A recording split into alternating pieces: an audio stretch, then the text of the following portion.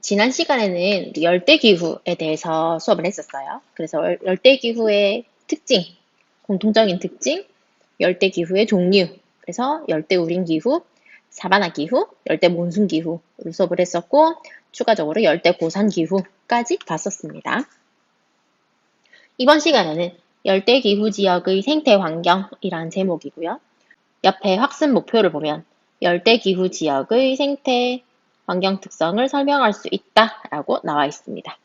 그리고 이번 단원에서 수업을 하게 될 주요한 개념은 열대우림과 사바나라는 단어에 대해서 우리가 알아볼 거예요. 첫 번째입니다. 열대기후 지역의 식생은 어떤 특징이 나타날까라는 제목이에요. 자, 열대기후라고 하면 적도 근처의 저위도 지역이었고요. 굉장히 더웠습니다.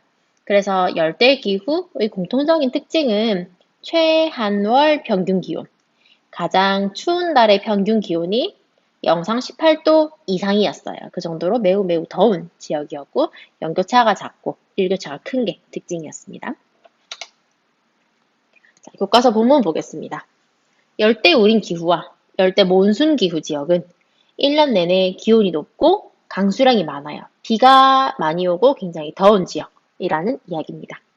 그래서 대체로 나무가 굉장히 잘 자라요. 나무가 자라려면 햇빛과 물이 필요한데 햇빛과 물이란 조건을 굉장히 풍족하게 누릴 수 있기 때문에 잎이 푸르고 넓은 나무들이 우거진 열대우림이라는 곳에서는 키가 크고 작은 나무들, 여러 종류의 나무라는 이야기예요. 그리고 다양한 종류의 식물들이 분포를 하게 됩니다. 지구의 가장 대표적인 열대우림 기후 지역은 남아메리카 브라질에 있는 아마존을 생각해주면 좋을 것 같아요.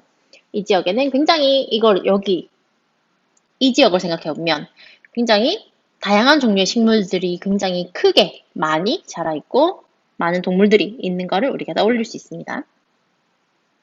두 번째로 사바나 기후 지역에서는 키가 큰 풀이 자라는 초원, 장초가 있다고 이야기를 해요. 이런 초원에 관목이 드물게 분포하고 관목은 왼쪽에 보면 일반적으로 사람이 키보다 작고 원줄기와 가지의 구별이 분명하지 않고 밑동에서 가지를 많이 치는 그런 나무들을 이야기를 합니다. 이런 관목이 드문드문하게 있고 열대우림과 가까운 지역일수록 관목이란 나무가 좀 더 많이 자라요. 사바나 지역의 가장 대표적인 지역은 아프리카 대륙에 있는 우리가 어렸을 때 한 번 이상은 보았을 법한 동물의 왕국의 이미지를 생각을 하면 좋을 것 같습니다. 자, 사바나는 우기 때 비가 많이 오는 시기와 비가 적게 오는 시기가 구별되어져 있다고 했었어요. 비가 많이 오는 우기 때에는 풀이 무성하게 자라서 야생동물이 서식하기 굉장히 좋은 환경이 되고 건기가 되면 초식동물들은 이 지역은 비가 오지 않기 때문에 풀이 잘 자랄 수 없고 그래서 풀을 찾아서 우기가 되는 다른 지역으로 이동을 하기도 합니다. 그 다음으로 열대기후 지역의 생태환경은 어떤 가치가 있을까? 열대림에서는 산업용 목재, 산업용 목재, 식량자원을 얻을 수 있고 항생제나 진통제 같은 의약품의 원료를 채취할 수도 있어요. 그리고 열대기후 지역의 생태환경은 자연보호구역이나 국립공원으로 지정되어져 있어 관광자원으로 활용이 되기도 합니다.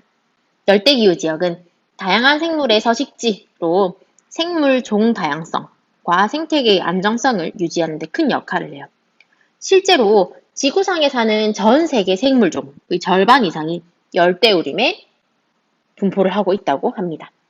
특히 열대림은 대기 중에 이산화탄소를 흡수하고 산소를 배출함으로써 지구온난화를 완화하는 기능을 해요. 하지만 최근에는 무분별한 개발로 열대림의 면적이 빠르게 줄어들고 있고 토양 침식, 생물 종 다양성 감소, 사막화 같은 것들이 가속화되고 있습니다. 또한 원주민들의 생활터전이 파괴되어서 그들의 전통 문화가 사라지기도 한다고 해요. 그래서 실제로 그 브라질에 있는 열대우림 지역은 1시간에 서울 면적의 열대림이 사라진다. 이런 이야기 여러분들 한 번쯤은 들어본 적 있을 것 같습니다. 그래서 이 페이지의 내용을 한 번 더 정리를 해볼게요. 열대기후 지역의 식생 이야기했고요. 여기 열대기후 지역의 생태환경 이야기를 했습니다. 열대기후 지역의 식생, 식물의 모습들은 열대 우림과 사바나 이렇게 두 가지로 나눌 수 있었고요. 각각의 특징 우리가 기억해두면 좋을 것 같아요. 그리고 열대기후 지역의 생태 환경의 가치가 굉장히 높은데 파괴가 되고 있다. 이렇게 정리해두면 좋을 것 같습니다. 수고하셨습니다.